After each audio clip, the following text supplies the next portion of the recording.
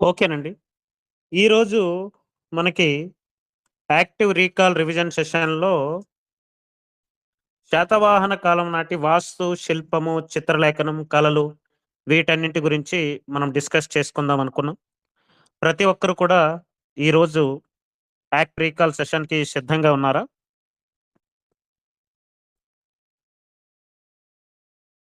Okay. Very good.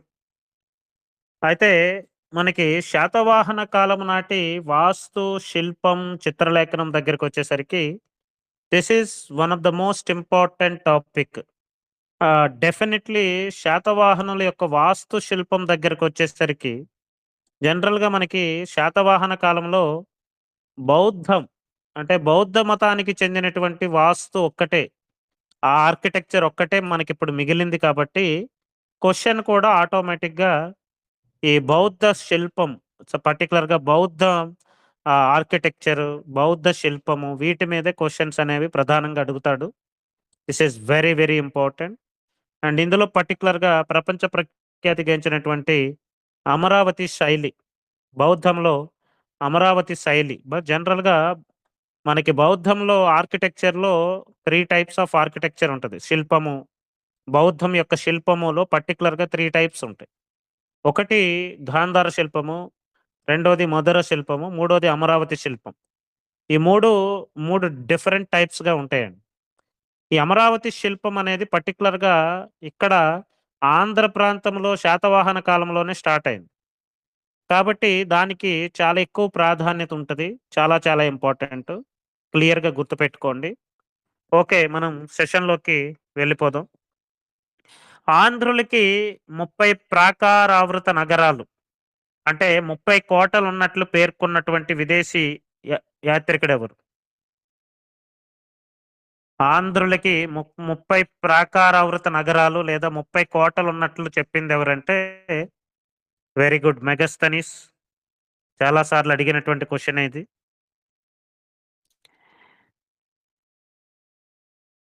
Satavahana కాలం నాటి శైవానికి పర్టిక్యులర్‌గా శైవ మతానికి గుర్తుగా లభించినటువంటి అవశేషాలు పర్టిక్యులర్‌గా ఏ జిల్లాలో మనకి లభించాయి?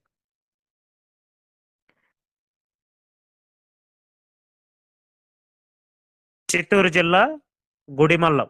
అదే ఇప్పుడు పర్టిక్యులర్‌గా తిరుపతి జిల్లా కిందకొచ్చిందని చెప్పారు.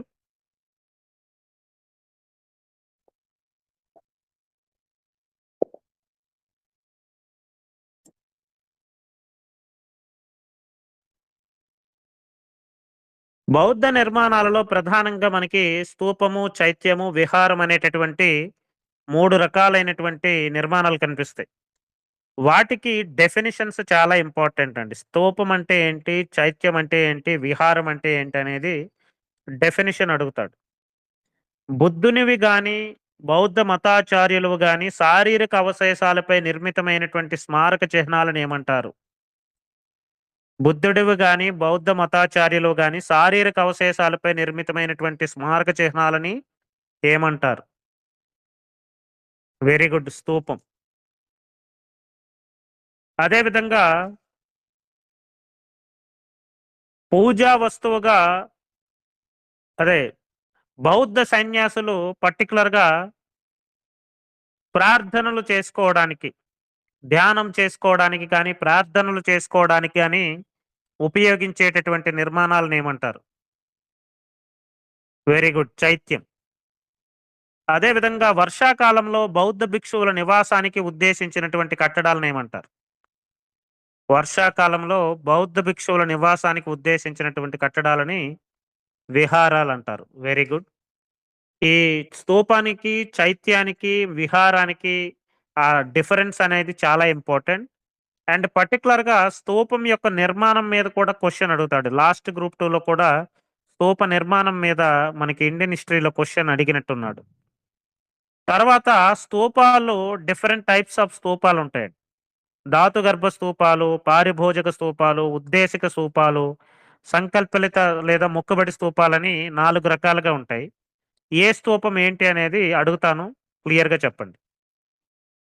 బుద్ధుని జీవితంలోని ముఖ్యమైన ఘట్టాలకు గుర్తుగా లేదా పవిత్ర స్థలాల వద్ద నిర్మించినటువంటి స్మారక చిహ్నాలను ఏమంటారు? బుద్ధుడి యొక్క జీవితంలోని కరెక్ట్‌గా వినండి. చాలా మంది తప్పు చెప్తున్నారు. బుద్ధుడి యొక్క జీవితంలోని ముఖ్యమైనటువంటి ఘట్టాలు జననము, జ్ఞానోదయము, ధర్మచక్ర పరివర్తనము, నిర్యాణము ఇలాంటి వాటికి గుర్తుగా పవిత్ర స్థలాల వద్ద నిర్మించినటువంటి స్మారక చిహ్నాలను ఏమంటారంటే ఉద్దేశిక స్తూపాలంటారు. Very good. ఉద్దేశిక స్తూపాలు. గౌతమ బుద్ధుడు స్వయంగా ఉపయోగించినటువంటి వస్తువులపై నిర్మించినటువంటి స్తూపాలను ఏమంటారు? గౌతమ బుద్ధుడు స్వయంగా నిర్మించినటువంటి ఉపయోగించినటువంటి వస్తువుల మీద స్వయంగా ఉపయోగించినటువంటి వస్తువుల మీద నిర్మించినటువంటి స్తూపాలని పారిభోజక స్తూపాలంటారు. Very good. చాలా మంది కన్‌ఫ్యూజ్ అవుతున్నారు. జాగ్రత్తగా చూసుకోండి. అదే బుద్ధుడు లేదా ఆయన ప్రధాన శిష్యులకు సంబంధించినటువంటి శారీరక అవశేషాల మీద నిర్మించినటువంటి స్తూపాలను ఏమంటారు? శారీరక అవశేషాల మీద నిర్మించినటువంటి స్తూపాలని ధాతు గర్భ స్తూపాలు అంటారు. Very good. బౌద్ధ యాత్రికులు తమ కోరికలు తీరినందుకు కృతజ్ఞతగా లేదా పుణ్యం కోసం పవిత్ర క్షేత్రాల వద్ద నిర్మించినటువంటి చిన్న చిన్న స్తూపాలను ఏమంటారు? సంకల్పిత లేదా మొక్కుబడి స్తూపాలు అంటారు. ఇవి క్లియర్‌గా గుర్తు పెట్టుకోవాలి మీరు. ఇప్పుడు సంకల్పిత లేదా మొక్కుబడి స్తూపాలంటే పేరులోనే ఉంది. సంకల్పం అంటే జనరల్‌గా మనం దేవుడికి ముడుపులు వేసుకున్నట్టే, వాళ్ళు కోరిక తీరితే పలానా ఇప్పుడు మనం కోరికలు తీరితే గుడులు కడతాము. లేకపోతే ఇలాగ మనం హిందూ పర్టిక్యులర్‌గా హిందూ మతంలో చెప్తారు గదా! అలాగే బౌద్ధంలో కూడా యాత్రికులు తమ కోరికలు తీరినందుకు కృతజ్ఞతగా లేదా పుణ్యం కోసం గాని చిన్న చిన్న స్తూపాలు నిర్మిస్తే వాటినేమంటారంటే మొక్కుబడి లేదా సంకల్పిత పేర్లోనే ఉంది. అంటే సంకల్పించుకున్నారు కాబట్టి కట్టారని. అది అది గుర్తుంటది మీకు. ఇప్పుడు ధాతు గర్భ స్తూపాలంటే ధాతువు అంటే ఏంటండి? పర్టిక్యులర్‌గా ఏంటంటే అవశేషాలు. బుద్ధుడు చనిపోయిన తర్వాత ఏవైతే మనకి అవశేషాలుంటాయో, ఆ అవశేషాలని అదే రిలిక్స్. ఆ అవశేషాలని భూమిలో పాతిపెట్టి వాటి మీద నిర్మించేటటువంటి స్తూపాలను ఏమంటారంటే ధాతు గర్భ స్తూపాలు అంటారు. ఏమంటారు? ధాతు గర్భ స్తూపాలు. ఇప్పుడు ధాతు గర్భ మొక్కుబడి మీకు తెలుసు. ఇప్పుడు ఇంక రెండో ఉన్నవేంటి? పారిభాషిక మరియు ఉద్దేశిక. పారిభోజిక స్తూపాలంటే గౌతమ బుద్ధుడు స్వయంగా ఉపయోగించినటువంటి వస్తువులు. గౌతమ బుద్ధుడు స్వయంగా ఉపయోగించినటువంటి వస్తువులైతే పారిభోజిక స్తూపాలు. అదే బుద్ధుడు జీవితంలోని ముఖ్యమైనటువంటి ఘట్టాలు లేదా పవిత్ర స్థలాల వద్ద నిర్మించినటువంటి స్మారక చిహ్నాలను ఏమంటారంటే ఉద్దేశిక స్తూపాలు లేదా బుద్ధుడి మీద భక్తి భావాలను వెల్లడిస్తూ నిర్మించినటువంటి స్తూపాలని ఉద్దేశిక స్తూపాలు అంటారు. ఈ ఈ నాలుగింటికి డిఫరెన్స్ అనేది మీరు క్లియర్ గా తెలుసుకోవాలి. ఒక్కొక్కసారి క్వశ్చన్ అడిగేటప్పుడు క్రింది వానిలో ఏవి ధాతు గర్భ స్తూపాలు, క్రింది వానిలో ఏవి పారిభోజక స్తూపాలు, క్రింది వానిలో ఏవి ఉద్దేశిక స్తూపాలు అనేటటువంటి అడిగేటటువంటి క్వశ్చన్ కూడా ఉంటది. అమరావతి ఏ స్తూపం అండి? Very important. ఇది అడుగుతున్నాడు. అమరావతి ఎలాంటి స్తూపము? అమరావతి అనేది ఏ స్తూపం కింద వస్తది? ధాతు గర్భ స్తూపము. వెరీ వెరీ ఇంపార్టెంట్ అండి. చాలా ఇంపార్టెంట్. అమరావతి, భట్టిప్రోలు, జగ్గయ్యపేట, ఘంటసాల, శాలిహుండము, చందవరం ఇవన్నీ కూడా ఏంటంటే ధాతు గర్భ స్తూపాలు. యాక్చువల్‌గా ఎక్కువగా అడిగేటటువంటి క్వశ్చన్ కూడా ఇదేనండి. క్రింది వానిలో ఏవి ధాతు గర్భ స్తూపాలని క్వశ్చన్ అడుగుతున్నాడు. కాబట్టి కొంచెం జాగ్రత్తగా ఇవి చూసుకోండి. అమరావతి అంటే ఏ వస్తది? భట్టిప్రోలు అంటే బి వస్తది. అమరావతి, భట్టిప్రోలు అదేవిధంగా జగ్గయ్యపేట, ఘంటసాల, సాలిహుండం, అమరావతి, భట్టిప్రోలు మాత్రం చాలా ఇంపార్టెంట్ గుర్తుపెట్టుకోండి. ఏబీసీజేజే అదంతా మనకు అంత టైంలో గుర్తుండదు గానీ, అమరావతి, భట్టిప్రోలు మాత్రం గుర్తుపెట్టుకోండి. జస్ట్ అబ్జర్వ్ చేయండి సరిపోతది. ప్రతీదీ ఒక్కొక్కసారి ఏంటంటే మనం ప్రతి దానికి కోడ్స్ పెట్టుకుంటే ఏమవుతదనంటే ఎగ్జామ్ హాల్‌లో మర్చిపోతాం. అది తప్పనిసరిగా ఎగ్జామ్ హాల్‌లో పడతది అనుకునే వాటికే ఎక్కువగా కోడ్స్‌ని మీరు పెట్టుకోండి. ప్రతిదానికి కోడ్ అనేది దానివల్ల ఒకవేళ ఎగ్జామ్ హాల్‌లో కోడ్ మర్చిపోయారనుకోండి, మీరు టోటల్ ఆన్సర్ మర్చిపోయే అవకాశం ఉంటది.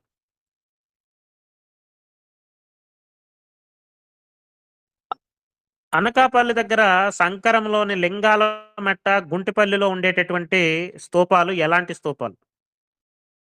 అమరావతిలోని అనకాపల్లి దగ్గర సంకరంలోని లింగాల మెట్ట మరియు గుంటుపల్లి ఎటువంటి స్తూపాలంటే ఉద్దేశిక స్తూపాలు. Very good.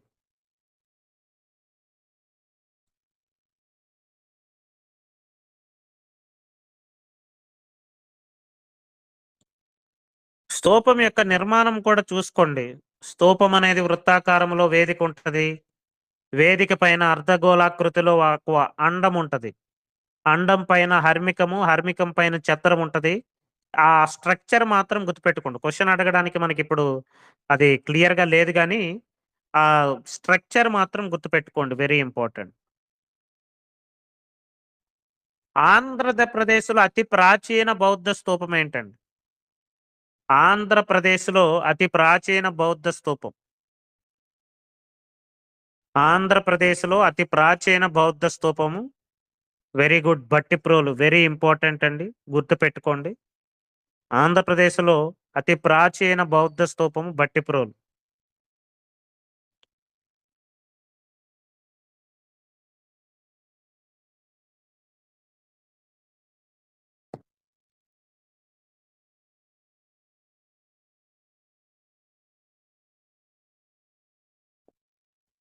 ఇటీవల శాతవాహన కాలం నాటివని భావించబడేటటువంటి బౌద్ధ స్తూపాలు ఎక్కడ బయటపడ్డాయి? ఇటీవల కాలంలో.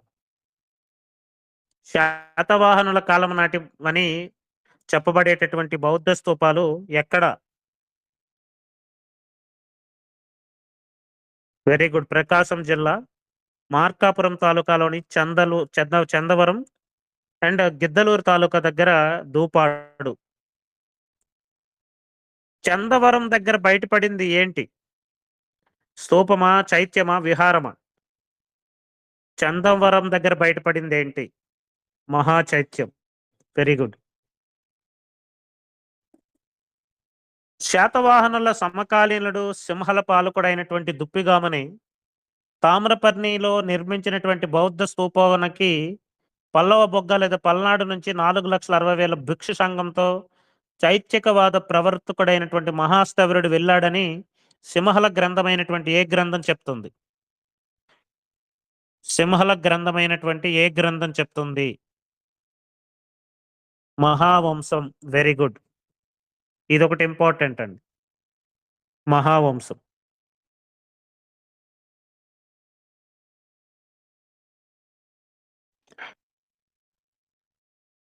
ఆంధ్రదేశంలో అతిపెద్ద స్తూపం ఏంటండి?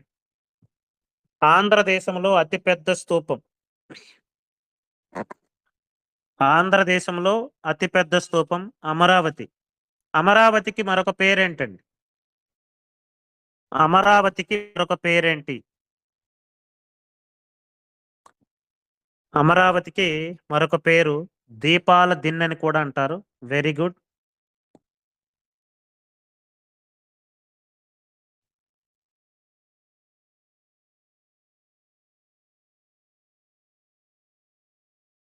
అమరావతి ఏ చైత్యకవాదానికి ప్రధాన కేంద్రం? అమరావతి ఏ కేంద్రానికి ప్రధానమైనటువంటి కేంద్రం? చైత్యకవాదం అండి. పూర్వశైల, అపరశైల అవన్నీ చెప్పాను కదా! అమరావతి ఏ చైత్యకవాదానికి?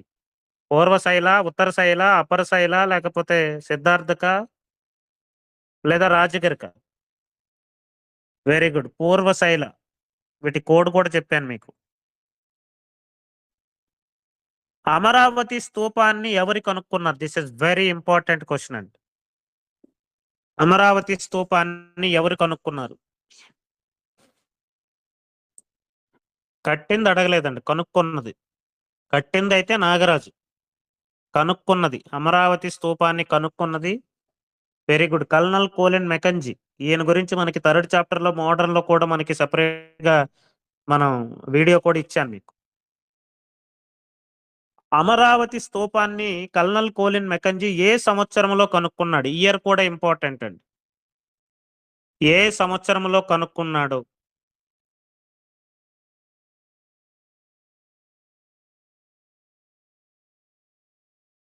ఏ సంవత్సరంలో కనుక్కున్నాడు? 1797. Very good.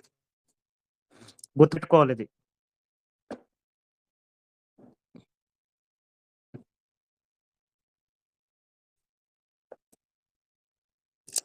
అమరావతి స్తూపం యొక్క వ్యాసం ఎంత?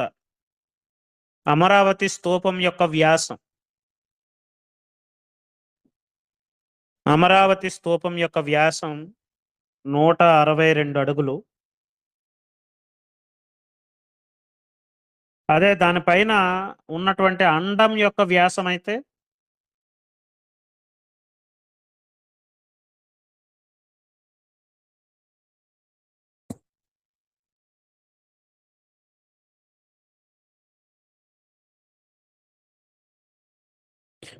142. Very good. 142 అడుగులు.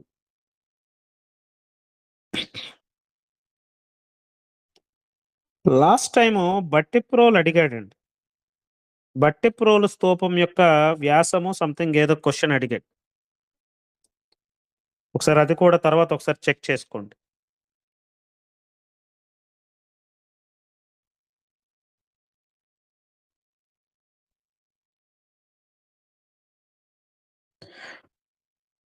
అమరావతి స్తూపాన్ని నిర్మించిందెవరు?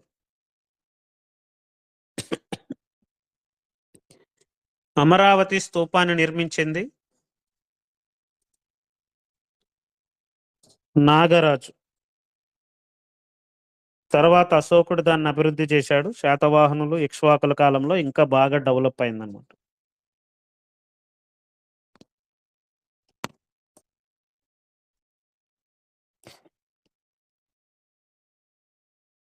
అమరావతి స్తూపం చుట్టూ స్తంభ ప్రాకారం అనేది శాతవాహన యుగానికి చెందింది. అయితే ఆ స్తంభ ప్రాకారం అనేది ఎవరు నిర్మించినట్లు బౌద్ధ వాజ్మయంలోని సాంప్రదాయ గాథల్లో తారానాథుడు పేర్కొన్నాడు. తారానాథుడు ఎవరు నిర్మించినట్టు పేరు? స్తంభ ప్రాకారాన్ని 3వ దశలో ఆచార్య నాగార్జున నిర్మించాడని చెప్పారు.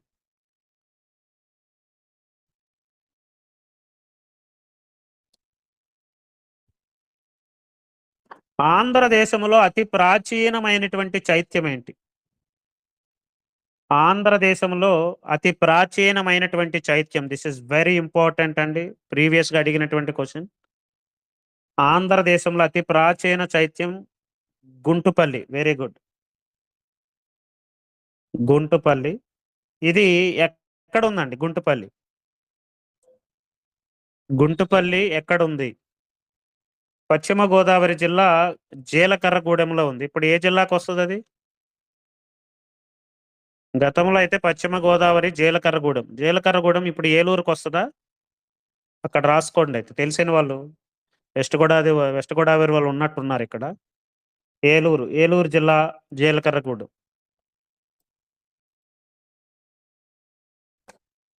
ఆంధ్ర అజంతా అని దేన్ని పిలుస్తారండి? ఆంధ్ర అజంతా అని దేనిని పిలుస్తారు? ఆంధ్ర అజంతా అని గుంటుపల్లిని పిలుస్తారు. Very good.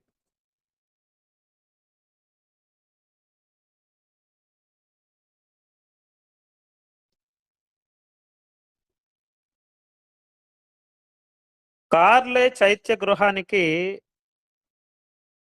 ఆర్థిక సహాయం చేసినటువంటి కారవేలుడి యొక్క లేఖకుడెవరు? కార్లే చైత్యాన్ మంటపానికి ఆర్థిక సహాయం చేసినటువంటి కారవేలుడి యొక్క లేఖకుడు. Very good. చులగోముడు. పుస్తకాలు పక్కనేం లేవు కదా? చూడకుండానే కదా చెప్తున్నారు. పుస్తకాలు పక్కనుంటే క్లోజ్ చేసేసేయండి. శ్రీపర్వత మహాచైత్యం ఏ శాతవాహన రాజు కాలంలో నిర్మించబడింది? శ్రీపర్వత మహాచైత్యం ఏ శాతవాహన రాజు కాలంలో నిర్మించబడింది? Very good. యజ్ఞశ్రీ శాతకర్ణి.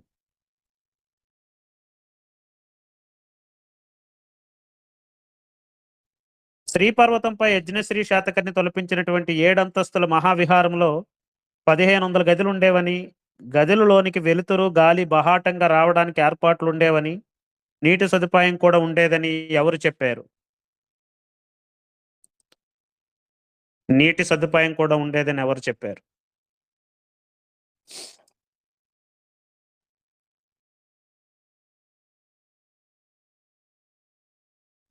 తొడపాహియన్.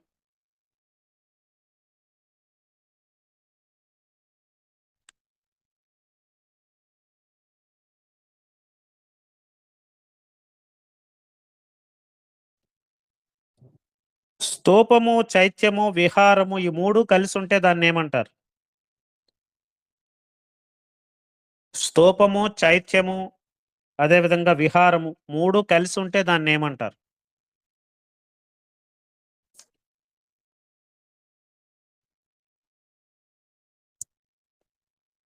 స్తూపము, చైత్యము మరియు విహారం 3 కలిసుంటే దాన్నేమంటారు?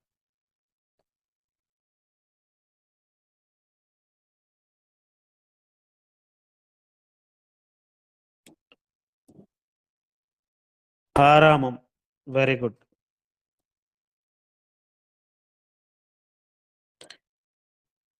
ఒకే ఆవరణలో 3, 4 విహారాలుండి అధ్యయనం, అధ్యాపనలకు అనుకూలమైనటువంటి దాన్నేమంటారు? ఒకే ఆవరణలో 3, 4 విహారాలుండి అధ్యయనం, అధ్యాపనలకు అనుకూలంగా ఉంటే దాన్నేమంటారు? సంఘారామం. Very good. ఆంధ్రప్రదేశ్‌లో ఇలాంటి సంఘారామాలు 40 వరకు ఉన్నట్లు ఎవరు పేర్కొన్నారు? ఏ చరిత్రకారుడు పేర్కొన్నారు? ఆంధ్రదేశంలో సంఘారామాలు 40 వరకు ఉన్నట్లు ఎవరు పేర్కొన్నారు?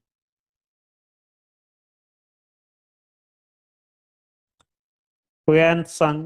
Very good. అనకాపల్లి దగ్గర ఏ ప్రాంతము సంఘారామానికి ఉదాహరణ? ఇది ఇంపార్టెంట్ అండి. అనకాపల్లి దగ్గర ఏ ప్రాంతము సంఘారామానికి ఉదాహరణ?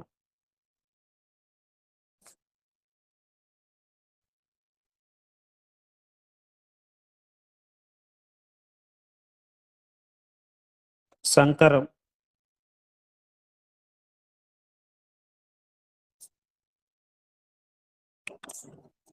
శంకరం.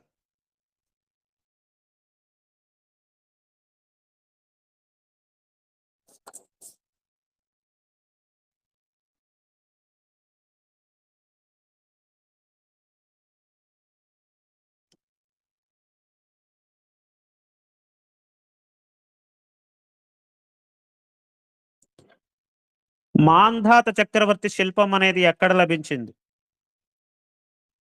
చాలా ఇంపార్టెంట్ అండి. మాంధాత చక్రవర్తి శిల్పము ఎక్కడ లభించింది?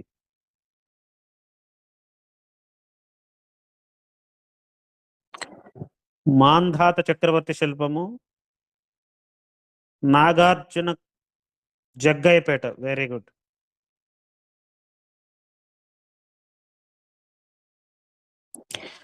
బౌద్ధ కేంద్రాలలోని కట్టడాలు నిర్మించినటువంటి శిల్పులని ఏమంటారు?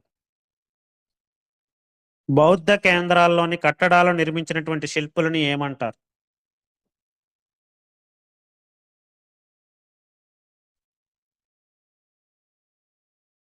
శాలవద్దకులు. Very good.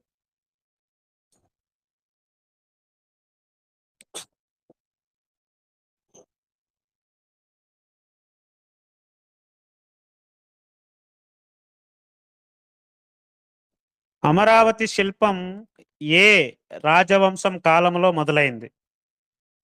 అమరావతి శిల్పం ఏ రాజవంశం కాలంలో మొదలైంది?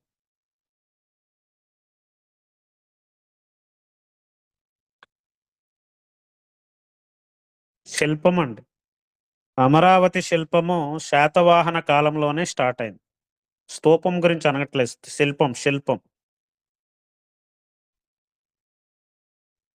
అమరావతి శిల్పములో శిల్పాలు చెక్కడానికి ఏ రాతిని ఉపయోగించారు? అమరావతి శిల్పంలో శిల్పాలు చెక్కడానికి ఏ రాతిని ఉపయోగించారు?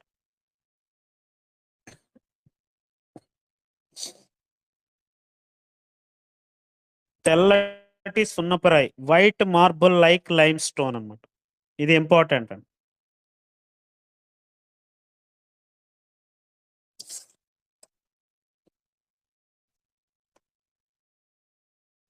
గాంధార, మధుర, అమరావతి ఈ 3 శిల్ప శైలులలో అత్యంత అందమైనది మరి అలంకారప్రాయమైనది ఏంది? గాంధార, మధుర, అమరావతి ఈ 3 శిల్ప శైలులలో అత్యంత అందమైనది మరి అలంకారప్రాయమైనది. అమరావతి శిల్పం. వెరీ గుడ్ అండి.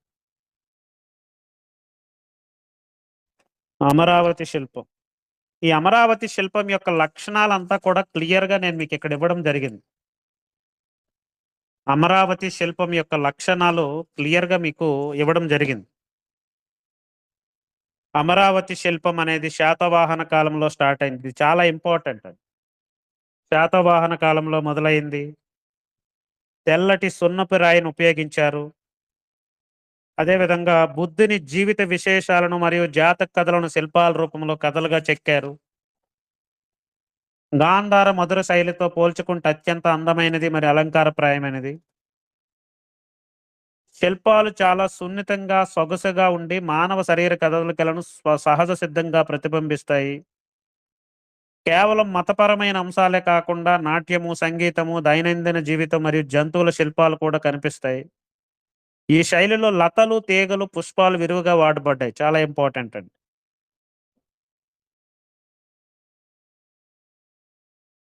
అమరావతి శైలిలో బుద్ధుడు పద్మంపై పద్మాసనంలో కూర్చున్నట్టు కనిపిస్తాడు. బుద్ధుడి చుట్టూ గాంధర్వ యక్షులు నాట్యం చేస్తూ కనబడతారు. ఇది ఇంపార్టెంట్. ఇవన్నీ చూసుకోండి.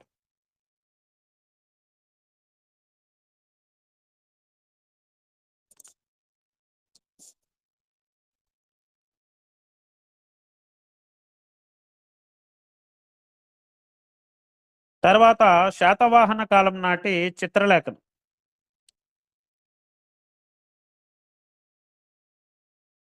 అజంతా గుహలలోని ఎన్నవ గుహలో శ్వేత గజ జాతక చిత్రం అనేది చెక్కబడింది.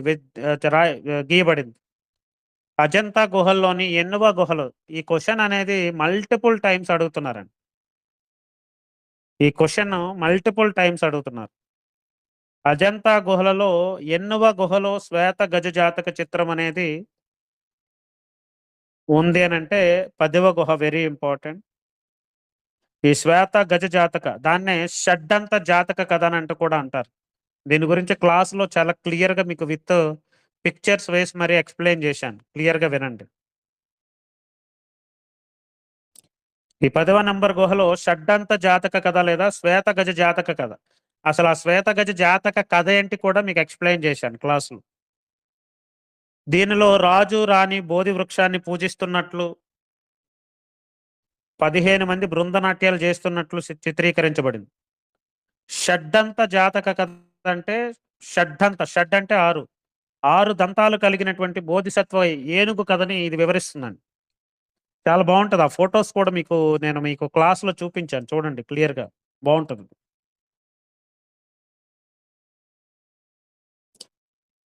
అజంతా గుహలలో ఏ గుహలు శాతవాహన కాలం నాటికి చెందినవి?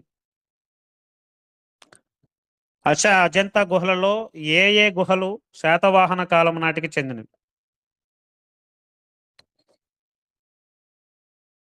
8, 9, 10, 13, 15 16.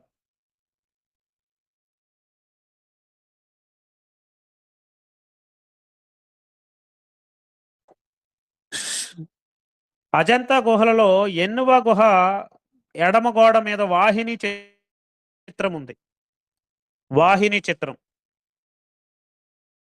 వాహిని చిత్రము ఎన్నవ గుహలో ఉంది అజంతాలో? వాహిని చిత్రము కూడా 10వ గుహ అండి. ఇందులో జనమంతా ఆయుధాలు చేత పట్టుకొని, కొందరు అశ్వాల మీద, కొందరు కాలినడకన వెళుతున్నట్లుంటారు. అక్కడక్కడ స్త్రీ సమూహం ఉంటది. ఇక్కడే ఒక బోధి వృక్షం కూడా ఉంటుంది. మరో చోట సాంచి తోరణ ద్వారాలు స్ఫురణకు తెచ్చేటట్లు 2 సౌధ ద్వారాల చిత్రాలుంటాయి. కుడి గోడ మీద ఏనుగులతో నడిచి వస్తున్నటువంటి మానవ సమూహం కనిపిస్తది. స్త్రీల ఆభరణాల శైలి కూడా కనిపిస్తదనమాట. దాన్నే వాహిని చిత్రం అంటారు. ఇది మీకు ఏ బుక్‌లో కూడా కనిపించదు. నేనిది ఎక్స్‌ట్రా రాశాను. షడ్డంత జాతక కథ కూడా 10వదే. అదే విధంగా శ్వేత గజ జాతక చిత్రం కూడా 10వది.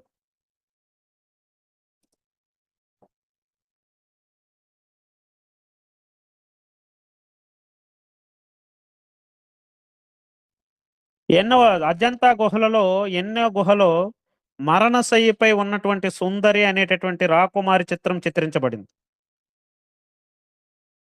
మరణశయ్యపై ఉన్నటువంటి సుందరి అనేటటువంటి రాకుమారి చిత్రం ఎన్నవ గుహపై చిత్రించబడింది. 16. Very good. శాతవాహన కాలం నాటి ప్రజలు రామాయణం, భాగవతం వంటి పురాణ గాథలను ఇండ్ల గోడలపై చిత్రించుకునేవారని ఏ గ్రంథం వల్ల తెలుస్తుంది? శాతవాహన కాలం నాటి ప్రజలు రామాయణం, భాగవతం వంటి పురాణ గాథలను ఇండ్ల గోడలపై చిత్రించుకునేవారని ఏ గ్రంథం నుండి తెలుస్తున్నది? గాథా సప్తశతి. Very good. ఇది మనకి శాతవాహన కాలం నాటి వాస్తు, శిల్పము, చిత్రలేఖనము ఇదంతా అన్నమాట. వెరీ, వెరీ ఇంపార్టెంట్ అండి. శాతవాహనులు మీకు ఏంటంటే, ఈ మాక్సిమం నంబర్ ఆఫ్ క్వెషన్స్ వచ్చేటటువంటి టాపిక్ ఇది. ఈ విధంగా మీరు బాగా రివిజన్ చేస్తే ఏన్షియంట్ అండ్ మిడియవల్‌లో ఒక్క క్వెషన్ కూడా మీకు మిస్ అవ్వదు. ఇక్కడితో మీకు శాతవాహనస్ కంప్లీట్ అయిపోయింది. మీకు నెక్స్ట్ ఇప్పుడు ఆల్రెడీ ముందున్నటువంటి prehistoric cultures, at the same time శాతవాహనాసు ఈ 2 కలిపి ఒకే రోజు 75 పేజెస్ రివిజన్ ఇస్తానండి. చాలామంది రివిజన్స్ అంటే ఆల్రెడీ చదివిందే గదా! అనేటటువంటి ఒక బద్ధకం ఉంటది. కానీ ఎవరైతే రివిజన్స్ బాగా చేస్తారో వాళ్ళకి ర్యాంకులు పడతాయండి. రివిజన్స్‌ని ఎవరైతే తక్కువ అంచనా ఏస్తారు, మీ దగ్గర కంటెంట్ ఉంటది, నాలెడ్జ్ ఉంటది. కానీ రివిజన్ చేయకపోవడం వల్ల ఏంటంటే, ఎగ్జామ్ హాల్‌లో మర్చిపోయేటటువంటి అవకాశాలు చాలా ఎక్కువుంటది. అందుకే ఇన్ని సార్లు రివిజన్ చేయిస్తున్నాను మీకు. ఇప్పుడు ఆల్రెడీ మీరు 2 సార్లు ఫుల్ లెంగ్త్ టెస్టులు రాసారు. ఇప్పుడు క్లాసెస్ అన్నీ కూడా అప్‌లోడ్ చేస్తున్నా. ప్రతి క్లాస్ కూడా ఇప్పుడు ఆల్రెడీ నియర్లీ ఏపీ హిస్టరీ 100 క్లాసులు అప్‌లోడ్ చేశాను మీకు యాప్‌లో. ఆ క్లాసెస్ విని మన మెటీరియల్ కన్నా నేను మన బుక్ కరెక్ట్‌గా చదివి, ఆ ప్రీవియస్ ఇయర్ క్వెషన్స్, నేనిచ్చినటువంటి టెస్ట్ సీరీస్‌లో క్వెషన్స్ అన్నీ ప్రాక్టీస్ చేస్తే మీకు ఇనఫ్ అండి. క్లాసెస్ దగ్గరకొచ్చేసరికి మీకు నెక్స్ట్ లెవెల్ ఉంటాయి క్లాసెస్. నేనిచ్చినటువంటి క్లాసెస్ అన్నీ ఇమేజెస్ ఉపయోగించి చాలా ఇన్ డెప్త్ డీటెయిల్డ్‌గా మీకిస్తున్నాను కంటెంట్. యూనిట్ 2 గూడా చేస్తానండి. ఇప్పుడు ప్రెజెంట్ ఏదైతే అవుతుందో ముందు దాన్ని కంప్లీట్ చేయండి. ప్రతీదీ చేస్తాను. ముందు ఇప్పుడు ప్రెజెంట్ యూనిట్ 3 అవుతుంది గదా! చాలా పెద్ద చాప్టర్ అది. యూనిట్ 3 అయిపోతే మిగతావన్నీ చాలా సింపుల్‌గా అయిపోతాయి. 4, 5 చాలా స్పీడ్‌గా అయిపోతది. యూనిట్ 3 ఒక్కటే 200 పేజీలుంది. కాబట్టి అది కంప్లీట్ అయిపోతది. ఈ మంత్ అంతా మెయిన్సే ఉంటదండి. నెక్స్ట్ మంత్ నుంచి మళ్ళీ ప్రిలిమ్స్ ఉంటది మీకు. 1 మంత్ ఎక్స్‌ట్రా దొరికింది గదా! కాబట్టి ప్రిలిమ్స్ గురించి మీరేమి ఇంకా మనకి నోటిఫికేషన్ అక్టోబర్ 15కి రిలీజ్ అవ్వాలి. అక్టోబర్ 15కి రిలీజ్ అవ్వడానికి ఇంకా ఎన్ని మనకి ఎలాంటి సిట్యుయేషన్స్ వస్తాయనేది మనకు తెలీదు. కాబట్టి ప్రిలిమ్స్ ఎప్పుడో డిసెంబర్‌లో జరిగిన దాని కోసం ఇప్పటి నుంచే ప్రిలిమ్స్ అని అనవసరంగా టైం వేస్ట్ చేయొద్దు. ప్రిలిమ్స్ చదవండి కాదనట్లేదు. కానీ ఉన్న 4 సబ్జెక్టుల కోసం ఇప్పుడు ప్రిలిమ్స్ అయిపోయిన తర్వాత మీకు మెయిన్స్‌కి టైం ఉండదు. మీకు మొదటి నుంచి ఒకటే చెప్తున్నా. మీరు ప్రిలిమ్స్ అయిపోయిన తర్వాత మెయిన్స్‌లో ఇంత డెప్త్‌గా చదవాలంటే మీకసలు టైమే ఉండదు. ఉన్నది 2, 3 నెలల టైం ఉంటది. ఆ 2, 3 నెలల టైంలో మీరు కంటెంట్ చదవడానికే టైం సరిపోద్ది. ఇప్పుడు ఎంత డెప్త్‌గా చదివినా, ఎంత ఇన్ డెప్త్‌గా చదివినా సరే, ముందు ఇదేంటది మెయిన్స్ కంటెంట్ ముందు ఇప్పుడు సాలిడ్‌గా చదివారనుకోండి, అప్పుడు రివిజన్స్ ఈజీగా అయిపోతాయి. ఇప్పుడు ఏపీఎస్‌సి మీరు కంప్లీట్ జేస్తారు. ఎస్ఎన్‌టీ అవుతుంది, ఎకానమీ అవుతుంది. 3 సబ్జెక్టులు రివిజన్ బాగా చేశారనుకో, చేస్తే ఆటోమేటిక్‌గా మీకేంటంటే కొంచెం బెటర్‌గా మీకవుతుందనమాట. ఓకేనా? తర్వాత నెక్స్ట్ సెషన్‌లో మీకు ఏంటంటే, మీకు రివిజన్ సెషన్ ఇస్తాను. ఈ 2 టాపిక్స్ కలిపి రివిజన్ సెషన్ ఇస్తాను. ఈరోజు మీరు మనీ పార్ట్ 2 చదివారు గదా! పార్ట్ 2 ఎగ్జామ్ ఈరోజు పెట్టను. రేపు పెడతాను. కొంచెం ఎకానమీని కొంచెం ఇన్ డెప్త్ కొంచెం డీటెయిల్డ్‌గానే చదవండి. చదివిన తర్వాతే ఎగ్జామ్ రాయండి. ఓకేనా? Wish you all the best of luck. మళ్ళీ రేపు నెక్స్ట్ లైవ్‌లో కలుద్దాం. Thank you.